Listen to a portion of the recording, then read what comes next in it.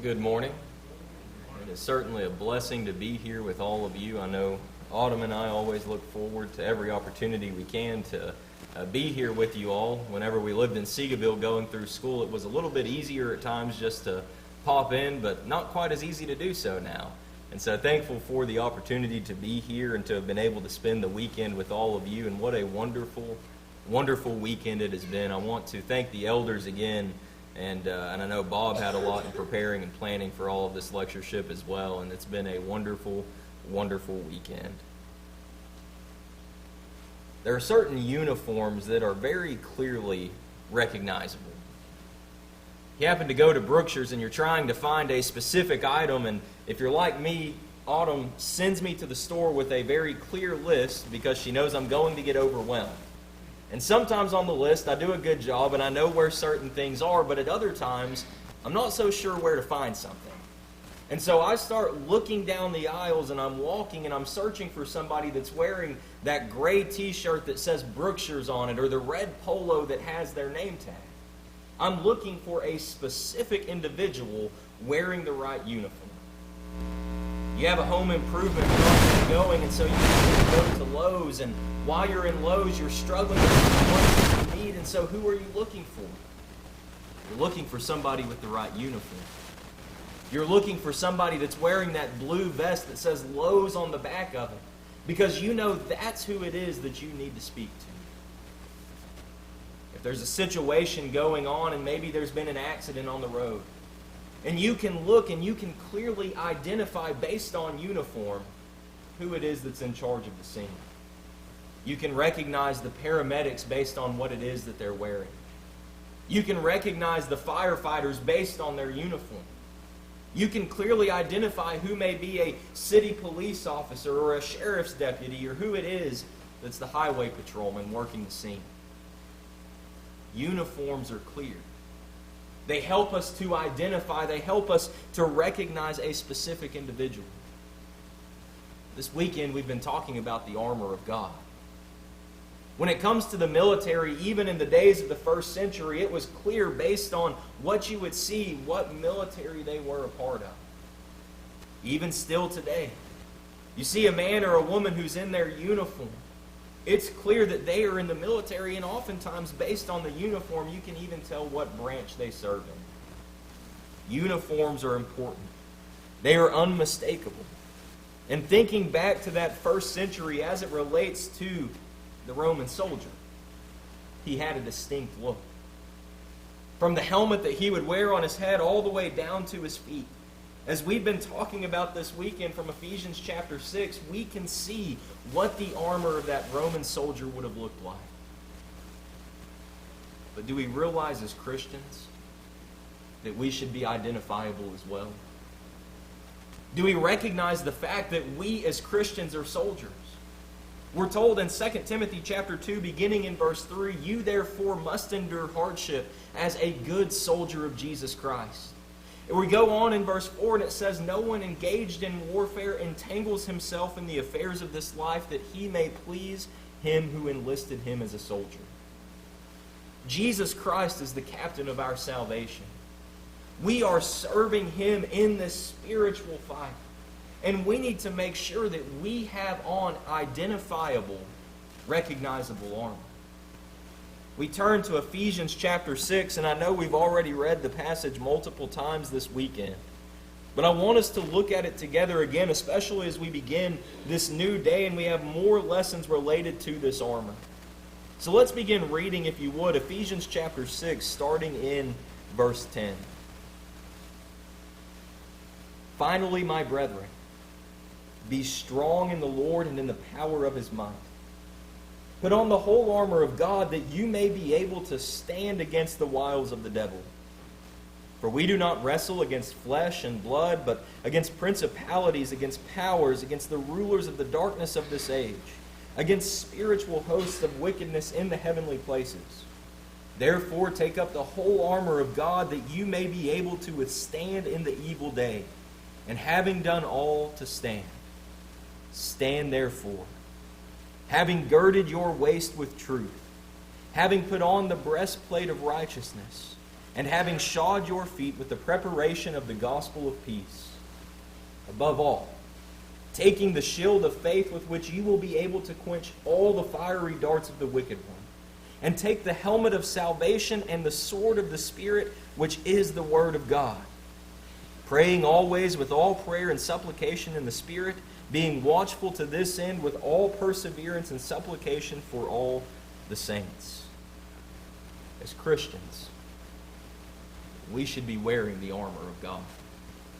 And it should be clear by the way that we live our lives, by the thoughts that we think, by the actions that we take, that we are standing on the side of the Lord. There should be no question, based on our armor, who it is that we are fighting for. Well, we've had several great lessons already throughout this weekend. All of those looking at these different aspects of the armor, but this morning specifically, we're going to focus in together on Ephesians 6 and verse 16. And we're going to focus in on this piece of our armor that's not one that we wear, but rather one that we carry. Ephesians 6 and verse 16 says, above all, taking the shield of faith, with which you will be able to quench all the fiery darts of the wicked one. If I'm going to take that shield of faith, if I'm going to carry it with me and use it to protect me, I better understand what that shield I carry is. I need to make sure that I have an understanding of what faith is. So often, it seems like we treat faith as if it's something that we hope to be true. Something that maybe we're not too sure of, and so I'll say, well, I believe in it, and if I can just kind of manifest that enough, then yes, now I'm going to actually believe in it. It's not exactly what faith is. Sometimes we treat that shield of faith like I used to whenever I was a kid.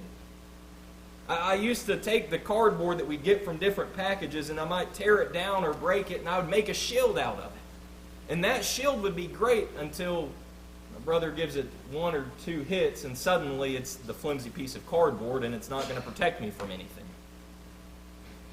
But how often do we treat our faith, do we treat our shield like it's that flimsy piece of cardboard?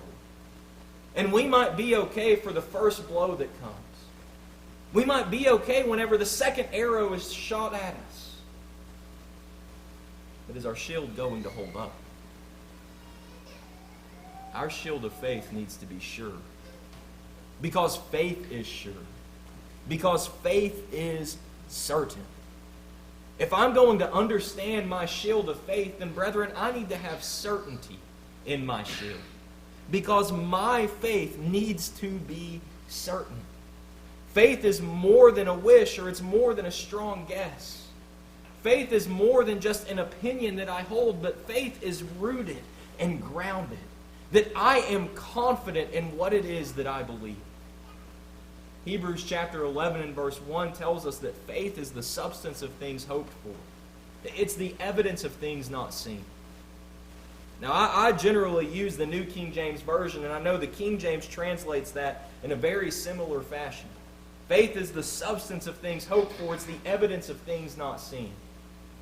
But the way that's worded is maybe a little more confusing to at least me. And I don't fully understand exactly what it is that's telling me about faith. And so I go and I start looking and digging in, and even as I begin to look in some other translations, I can get a clearer picture of what this faith is. You see, faith is the assurance of things hoped for. Faith is the conviction of things not seen. Faith is something that I am assured of, that I am convicted of, that I don't have to guess that it might be true. I don't have to hope, I don't have to wish, but I can know, I can be sure that it is true. When I take up my shield of faith, I can be confident. I can know that there is a God who created this heaven and the earth.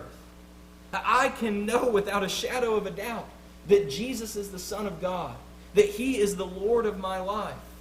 I can know beyond a shadow of a doubt that Jesus came to this earth in the flesh, that He lived a perfect and a sinless life, I can know in faith and be assured of, based on the evidence that I see in the New Testament, that He died on the cross and that He rose again the third day. And because of that, I can have faith in God's plan to save me.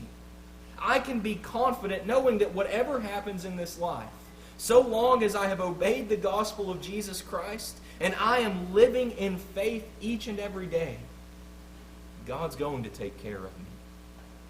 It doesn't matter what happens on the battlefield, so long as I carry that shield of faith with me. Faith knows what is true. Faith is certain. And brethren, isn't that important? That if I'm going out onto the battlefield, and as we'll get to here in just a little bit, recognizing the fact that Satan is going to be launching these flaming arrows at me, is it not important that I'm confident in the shield that is there before me? In the shield that is meant to protect me? Faith is certain.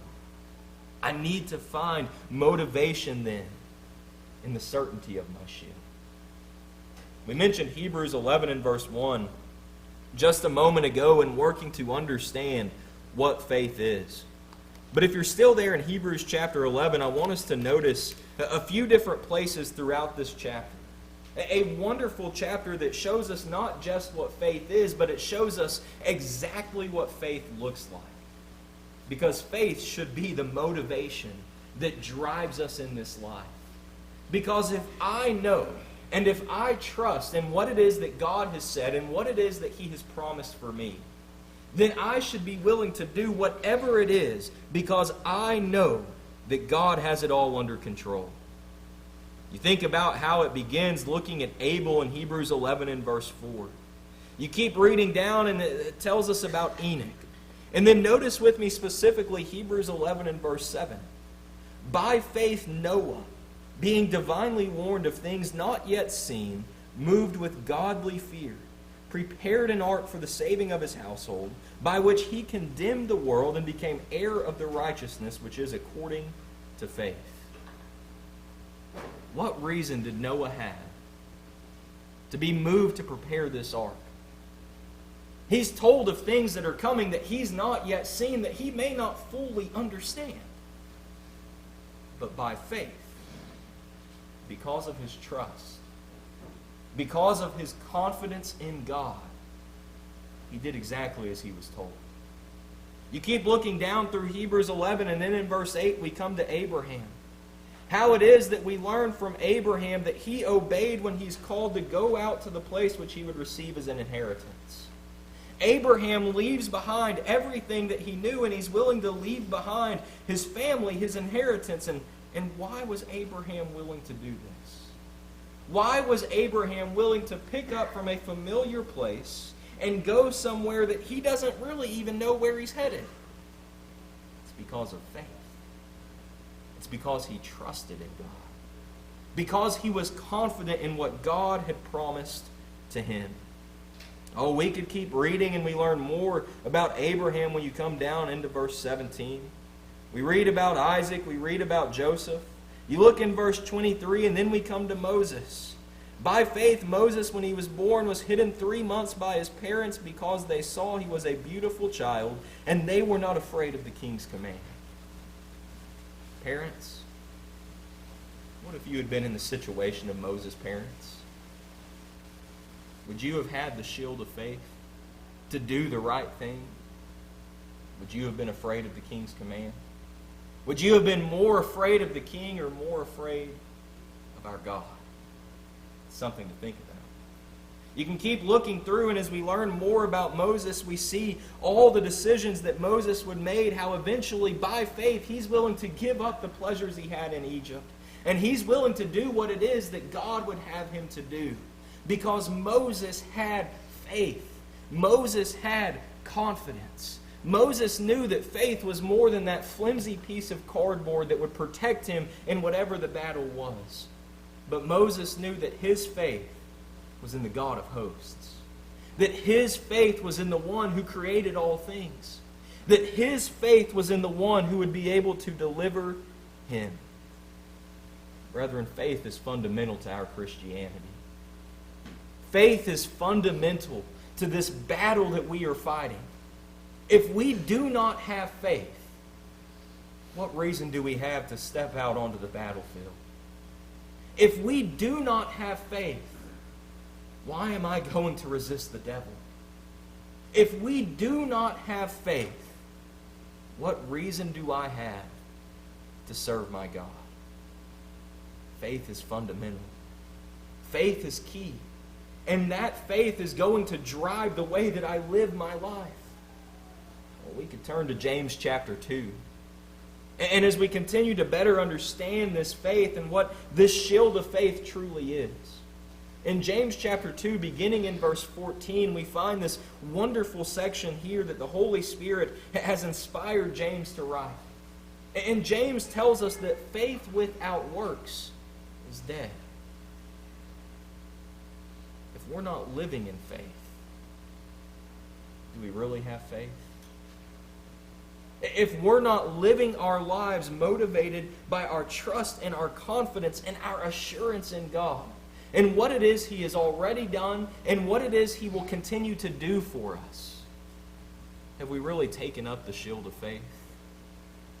I'm going to have to live in faith. I'm going to have to act on my faith. And even within that, it doesn't matter what happens. It doesn't matter what could potentially harm me as I'm out on the spiritual battlefield.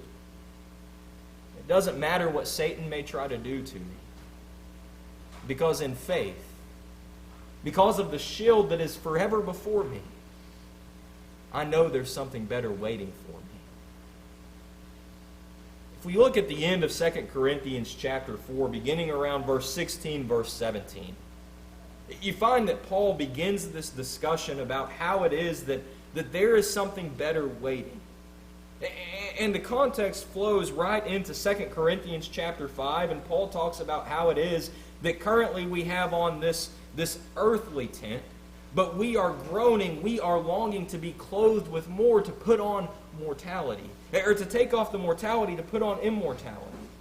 And when it comes to 2 Corinthians chapter 5 and verse 7, in this context, as Paul has been talking about how there is more than just this physical life, that there's something better waiting, Paul says it is for this reason that we walk by faith, not by sight. I walk by sight. I'm only going to be focused on the physical. I'm only going to think about what it is that Satan might do to me. I'm only going to think about the harm that may come to this physical tent. But if I have the shield of faith before me, everything I do is going to look through that lens. We might think about today how it is within the military or even within our police forces. There are times at which they take a shield before them. They will take that riot shield before them that's going to deflect anything that anyone on the other side may throw at them or try to hit them with. And through that riot shield, there may just be that little piece there that you can see through, that our first responders, our military men may be able to look through the shield.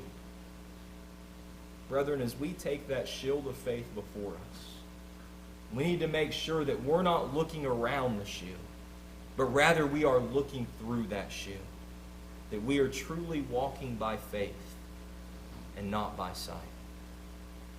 And so I have a better understanding then of what this shield is. Because if I don't understand what it is I'm taking up, then I can't really use it properly. And so now if we will go back to Ephesians chapter 6 and verse 16, having a better understanding of the shield that we carry, let's make sure that we actually take up our shield. Faith does me no good if I'm not actually going to do anything with it. You see, it does me no good to recognize that there is a God who created the heavens and the earth. And it does me no good to recognize that Jesus Christ is the Son of God, that He is Lord, that He lived on this earth as a man. It does me no good to recognize that he was crucified, that he was buried, and that he rose again the third day to give hope to us all. It does me absolutely no good to recognize those things if I do nothing with it. That's faith. Faith does something with it. Faith lives in it. And so I will take my faith. I will take up my shield. Ephesians 6 in the first part of verse 16 says, above all, taking the shield of faith. You think about that phrase there, above all. It tells me that I need to stand fully equipped. Just because I may have already taken and girded my waist with truth and put on the breastplate of righteousness, and just because I may have already shod my feet with the preparation of the gospel of peace, if I have yet to take up the shield, I'm ill-equipped. I have not yet fully taken and put on the whole armor of God, and of course there's more of that armor that we will continue to talk about through this lectureship. But I must take up the shield of faith. You think it's important to be fully equipped? You look back up in Ephesians 6 and verse 11, and what do we find? We find that we are to put on that whole armor of God. Ephesians 6 and verse 13, we find the same exact thing, that we are to be putting on the whole armor of God, that no piece is to be missing. And so, brethren, if we are stepping out into battle, but we have left our shield of faith behind, if we have refused to pick it up and live in faith, then we are not going to be successful in the battle. We will be ill-equipped. And so we must, above all, take that shield of faith. Taking that shield of faith means that I am going to move with a purpose. In my mind, it's as if I can see the soldier who is beginning to prepare himself to go out to battle. And he's in his quarters. And here he has already girded his waist with truth. He has now put on his breastplate of righteousness. He has prepared his feet now with this preparation of the gospel of peace. And it's as if he's looking, and there in the corner he sees that shield of faith. Before he leaves, he's going to go over it. And he's going to take and he's going to hold on to that shield. He's going to move with a purpose. Again, faith is something that is active. Faith is something that is going to have a specific drive, a specific motivation. In fact, the word that's used in Ephesians 6 and verse 16 for taking, and you look in Ephesians 6 and verse 13 where we are to take up the whole armor of God. Taking and take up are from the same Greek word. A word that means that we are going to move with a specific purpose to take up in order to carry. That I'm not just going to pick it up to be some sort of a decoration, but I'm actually going to use it. I have a purpose for using this shield. It tells me that effort is going to be involved. That there's going to be some work in actually carrying this shield with me, in knowing how to rightfully use it in order to fend off the attacks of Satan. Think about 2 Timothy chapter 2 and verse 15. Be diligent to present yourself approved to God as workers who do not need to be ashamed, rightly dividing the word of truth. Being diligent means putting forth your best effort, putting forth that hard effort, that earnest, that energetic effort to make sure that you can rightfully divide the word of truth. And brethren, as you dig into the Scriptures, as you study out God's Word, as you come to better understand it and what it is that God would have you do in your life, you know what Romans 10 and verse 17 says? You'll be developing your faith. You'll know how to better use your shield. Because Romans 10 and verse 17 says that faith comes by hearing, and hearing by the Word of God. Do you know your shield? Are you able to rightfully use your shield? Because you've got to use it. You have got to purposefully wield that shield. Don't let the attacks of Satan get to you. Make sure you always have that shield of faith before you. Now thinking back in the first century and trying to visualize that Roman soldier. The shield that he would have carried, at times we might see pictures of a circular shield. But the specific shield that Paul is talking about, actually within the Word, gives us what the shield would have looked like. It would have looked much like a door.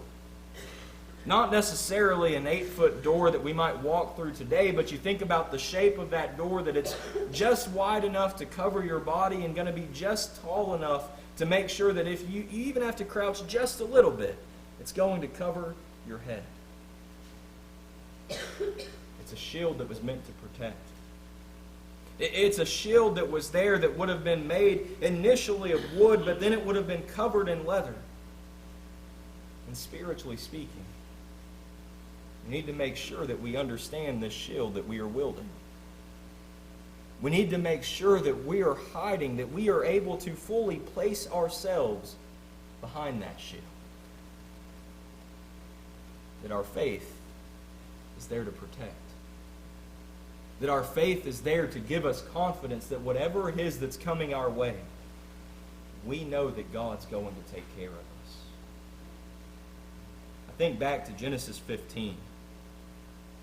Genesis 15, where it is that Abraham has already taken up and he's moved from that familiar place and he's now going out to the place that God would tell him. And Abraham has some struggles along the way, but in Genesis 15, before it is, God gives him the promise again that he had already given in chapter 12. God assures him. And God would tell him in Genesis 15 and verse 1, "Do not be afraid. I am your shield, your exceedingly great reward." Brethren, if we have faith, do we realize who our shield is? That our God is there to protect us. And so then we can be much like the psalmist in Psalm 25, beginning in verse 1. And we can say, "Unto thee, O Lord, do I lift up my soul. O my God, I trust in you. Let me not be ashamed. Let not my enemies triumph over me." I will be able to say, even as the psalmist does later in Psalm 56. Psalm 56, beginning in verse 3, "Whenever I am afraid, I will trust in you. In God I will praise his word. In God I have put my trust. I will not fear. What can flesh do to me?" You go down a little bit later in Psalm 56 and you notice verses 10 and 11. And the psalmist says very much the same thing, and this time he says, "What can man do to me? What can anyone do to me if I have the shield of faith before me? If I have a firm and a confident trust and obedience in my God, what can anyone, what can Satan do to me?" Oh, it may cost me my life. My service to God, my service on the battlefield may cause me to take a stand, and it may reach the point again that I may lose my life physically. But the whole time, I can keep in mind the gospel of Jesus Christ. I can keep in mind how it is that Jesus lost his life, but God rose him from the grave. And I know, based on what I have learned through the Scriptures, that because God would raise him up, he would become those first fruits as we read of in 1 Corinthians chapter 15. And I know that God will raise me up as well. But if I don't have that shield of faith before me, it's going to be a struggle. I'm not going to be able to endure. I am not going to be able to make it through the fight. And so I need to know my need for the shield. You go back to Ephesians chapter 6 and verse 16 and you look at the latter part of the verse. We've already seen above all taking the shield of faith. But why is it so essential that we take up that shield of faith? Because as Paul tells us in Ephesians 6 and verse 16, with that shield of faith, we will be able to quench all the fiery darts of the wicked one. You think about what Paul is telling us. That if we have that shield of faith, we will be equipped to handle whatever Satan happens to throw at us. And Satan is great at what he does. A verse that's been mentioned multiple times already through the weekend is 1 Peter chapter 5 and verse 8. That the devil walks about like a roaring lion seeking whom he may devour. Satan is on the prowl and he is looking for us. He is trying to catch us at a point that we are not sober, that we are not vigilant. He's trying to catch us having laid that shield of faith down so that he can pounce, so that he can attack. If you were here Friday evening, you remember Brother Jordan Blair's sermon dealing with the wiles of the devil, dealing with the tricks that he will use, the schemes of the devil to try and bring us down. I need to be ready. I need to take my shield, and I need to find complete protection behind it. You notice what Paul tells us there in Ephesians 6 and verse 16? How many of the fiery darts is the shield going to be able to quench? All. Every single one. It's interesting as we look at the shield that the Roman soldier would have used. We mentioned earlier how it was a wooden shield that would have been wrapped in leather. But history tells us that these soldiers would have taken that leather and they would have made sure that it was basically drenched in water. They would have made sure that it was covered in water so that when they would go into battle, as soon as the enemy might launch a flaming arrow at them, it would hit the shield and it would be quenched. What is Satan doing to us? He is hurling these fiery darts at us. And it's not the case that it's like a dart that you would throw at a dartboard and try to hit the bullseye. But brethren, we are talking indeed about flaming arrows. How many of us would want to be out on the battlefield when somebody is shooting just normal arrows at us? No one raises a hand. Which means no one's going to raise a hand to say they would want to be on the battlefield and have flaming arrows fired at them. But do we not realize that's what's happening to us spiritually every single day? That Satan is shooting these flaming arrows at us. That he is trying to eliminate us from the battle. But how are we going to stand up to the attack? We must take that shield of faith. Satan is going to shoot these flaming arrows at us from every single direction. He's going to try and hit us with these arrows of lust, of impurity, and of improper sexual desire. Satan is going to launch these arrows at us of alcohol, of drugs, of gambling, or of any other type of addiction. Satan is going to shoot these flaming arrows to attack my pride and my self-worth and to make me fear. How can I stand up to that? By my shield of faith. I must take the shield to protect myself. Because Satan wants me. Satan wants to hit me with these arrows. And so I need to recognize if it is that I am struggling. It may be the case that I need to do as Jesus' disciples in Luke 17 and verse 5 and ask for greater faith. But if I'm going to ask for that greater faith, then I better be prepared to actually put that faith into practice. And so when it is that the attacks come, when it is the flaming arrows are coming from all around and Satan is trying to hit me with those arrows, arrows of the tongue, when somebody is trying to belittle me, when somebody is just trying to get under my skin and they're trying to agitate me, how can I stand up against that and not lash out? How can I not respond in anger? It's because of that shield of faith before me. Because I know Galatians chapter 1 and verse 10 that I'm not trying to please man, but instead I'm trying to please God. For if I pleased man, I would not be a bondservant of Jesus Christ. How can I stand up to the flaming arrows of Satan when it is that he is trying to bring me down?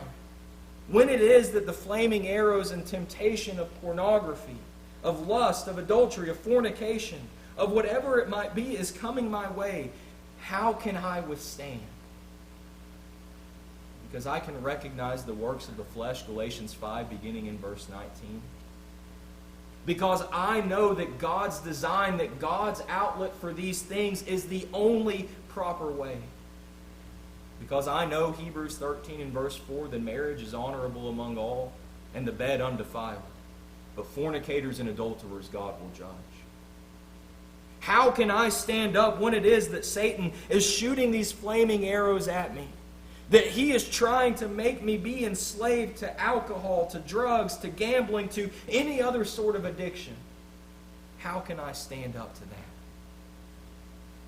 It's because I know Matthew 6 and verse 24 that no man can serve two masters. Either he will hate the one and love the other, or he will be loyal to the one and despise the other. No man can serve God and mammon. I know Romans 6 and verse 16 that whoever I present myself as a slave to obey, I am that one slave to obey, whether of sin leading to death or of obedience leading to righteousness. I will be able to stand up to the flaming arrows because in faith I know that I must serve my God. But what about when Satan is trying to attack my pride? When Satan is trying to really boost my ego, and it may not be trying to tear me down, but he may be trying to build me up, to make me think that I'm better than I really am, to make me think that I am my own God. How do I stand up to that? Because I know that if I humble myself in the sight of the Lord, He will lift me up. James 4 and verse 10. But what if Satan is actually trying to tear me down? What if it didn't work when he tried to build me up, and so now he attacks my self-worth? He tries to tell me that I am nothing, that nobody cares about me, that I'm not needed. How do I stand up to that? How can my shield of faith protect me from that? Because I know Genesis 1, 26 and 27, that I am made in the image of God. Because I know Romans 8, 16 and 17, that as an obedient child of God, I am actually His child, and I am a joint heir with Jesus Christ. Because I know Colossians chapter 3 and verse 12, that in the eyes of my Father in heaven, I am beloved. I am elect. I am holy. I need that shield of faith to protect. But the amazing thing about that shield, it's not meant just to protect me. But there are times when I may need that shield to try and help protect my brethren. Now don't misunderstand me. At the end of the day, our salvation is dependent upon ourselves, upon what it is we have decided, upon our own obedient faith. But there are times that our brethren can help lift us up. When it was these Roman soldiers would go into battle, there would be times when the attack of the enemy was too much for just one person to endure. And so the soldiers would gather together in ranks, and with their shields in the front, they would set them on the ground and crouch down so their head is beneath it.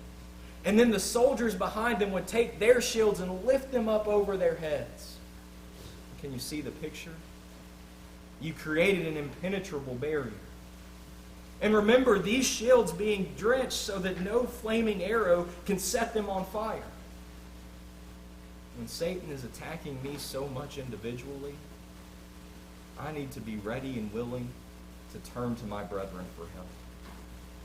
I need to make sure that I am doing my part as a brother and as a sister in Christ to recognize when it is that one of my fellow soldiers has been overtaken.